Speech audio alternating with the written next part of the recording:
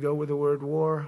And, we want war because we want to have no wars, but you have to be there, and, sometimes you have to do it. So, that video clip that I just played for you, aside from the rambling, and if I played you the full one, it was a lot of rambling.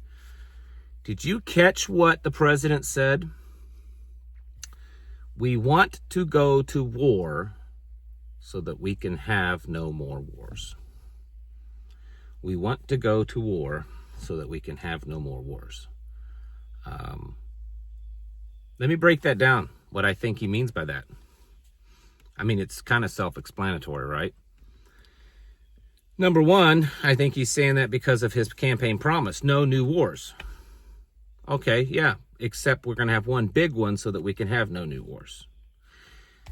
Maybe the most Orwellian thing I've ever heard in my life, and that's saying a lot considering the past politicians and stuff that we've had. But I want you to hear me out, and I know I'm speculating here. What if he's saying we want a really big war, we want one to do kind of a big death blow to all of our enemies so that we can have no new wars, which means peace. Big, big peace. He's all about peace. He wants a Nobel Peace Prize. He brags about it all the time. What if he and his advisors and stuff are convinced that, listen, we can't have world peace with everyone. We have to have a big, swift, hard blow to take out certain enemies, and then everyone else will fall in line, and we'll have big world peace.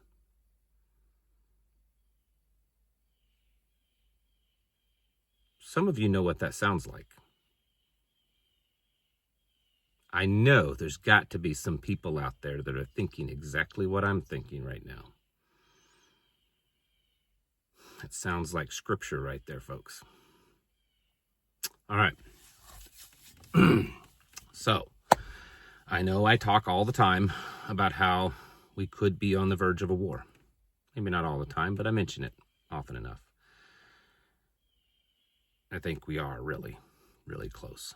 Today, the president and the Secretary of War did their big pep rally for all the top generals, or all the generals and admirals.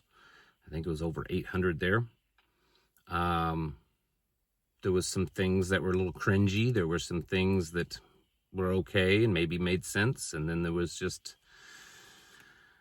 I think it was, a lot of it was as a recruitment tool and maybe to thin the herd. But the big thing is to get everyone ready for war. And here's the thing. They showed that part publicly, but they didn't show what was probably being meetings and stuff discussed behind closed doors, and probably still are. That kind of stuff's not being shown. China, Russia, Iran, Venezuela, they're all getting ready for war rapidly. Most of Eastern Europe is rapidly getting ready for war. The Pentagon has notified the military-industrial complex that they need to double at least 2 to 4 times increase of their output of military weapons, specifically missiles, bombs, things like that. I have a source or two. I know everyone has to trust the source.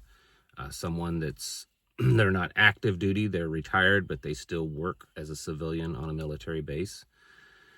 And while he doesn't know everything and he doesn't have specifics, he says, I've never seen the base this busy. He's worked there for like 15 years or some 13 years. And he said, everyone's saying that we're getting ready to go to war.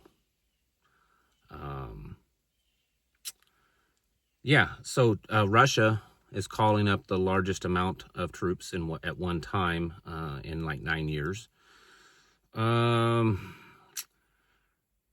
Venezuela is now under a state of emergency, and they've shut down airspace. They have activated reserve troops. They are conscripting people, and they have handed out weapons to civilians because they believe they're on the verge of an invasion. There is word in the news, there's sources saying that the plan is to unseat the president there, Murado or whatever his name is, not just take out drug cartels. Iran is rapidly getting ready for war. China and Russia are sending fighter jets and planes full of weapons into Iran as we speak, just constantly. Those tank refueling jets that I mentioned yesterday that took off from the United States, about a dozen of them flew over to Europe. Now they're flying into the Middle East, and based on their flying pattern and other things, several people believe that they're bringing in a bunch of fighter jets with them, potentially. Israel is, all the news is reporting that they are rapidly getting ready, that it's about ready to happen there.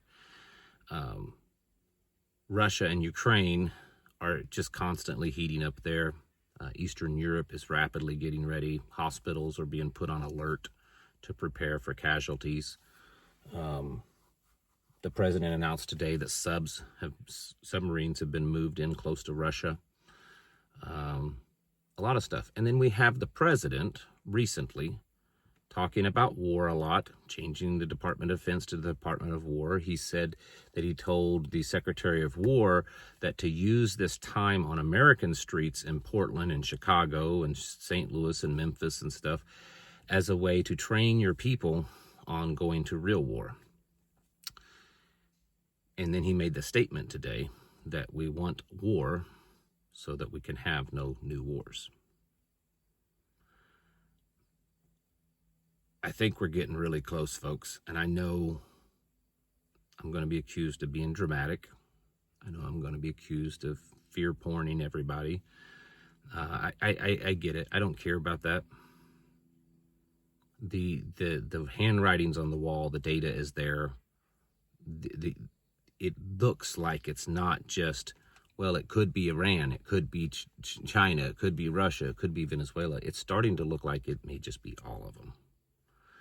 That we are planning for a widespread war. And I know that many of you, like myself, would say that we are not capable of fighting a multi-front war. But the president and his people have been pushing this America warrior ethos that we're, the biggest and the baddest. And maybe they think that they can do it, that they're going to prove it. And it may be a big, huge shock and awe campaign all at once. I don't know. Now, I'm not saying that this is going to happen tonight, tomorrow, or the weekend or whatever, but I think that it's going to happen soon. I think they're probably hoping that some countries may back down out of fear, but I think the big ones that I've mentioned, I don't think that's going to happen. I think they're very confident. They know that if America does this, that their support is really thin, like with Europe and, Japan and Australia. I mean, they'll have it there. Those countries have very little. Bunch of woke, weak militaries. And while America's military has certainly gotten better during Trump's tenure, that's at least how it looks. It's still nowhere near it needs to be, and we've been shipping a lot of stuff to Israel and Ukraine. And we have a very green military. Virtually none of our frontline fighting force has any experience, because we haven't had a war recently enough.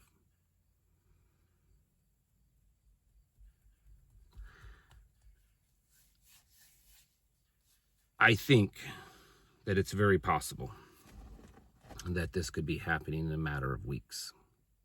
Could be a lot sooner, maybe later than that, but I think that we're going to see something happen sooner than later.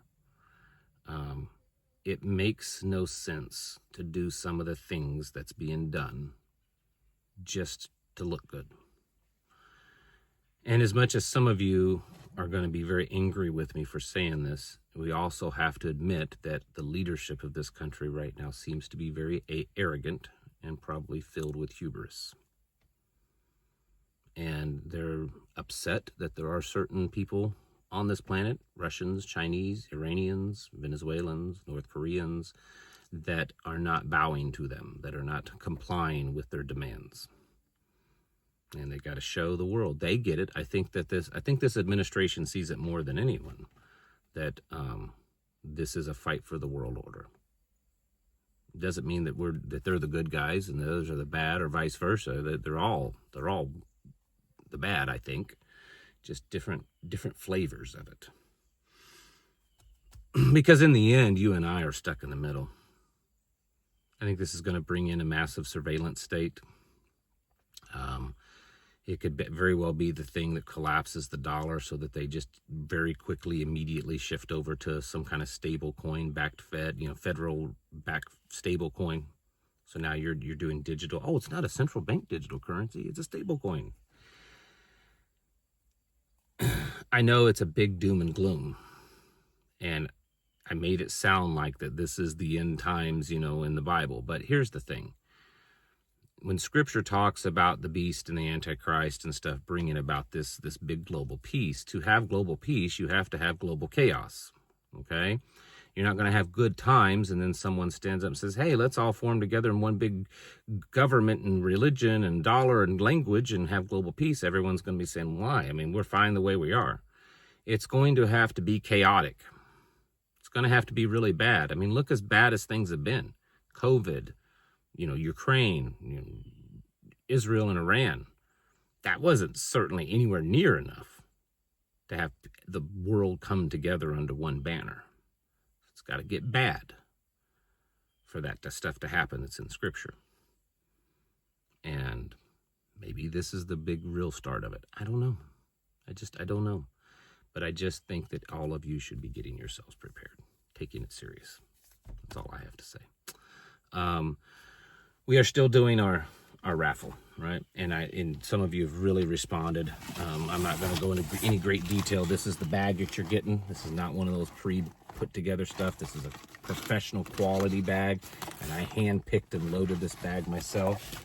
You're going to get also Narcan and a C-collar, $3 a ticket. All of the money from this fundraiser goes to our nonprofit emergency and disaster response team. They're all volunteers. This goes to buy the equipment and supplies that they use.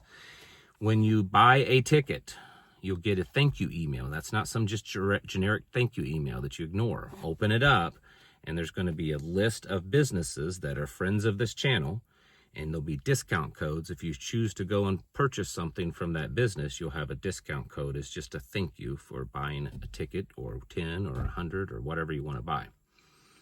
So there'll be a link down below for that. All right, folks. I think it's getting kind of serious. It's starting to have that feel.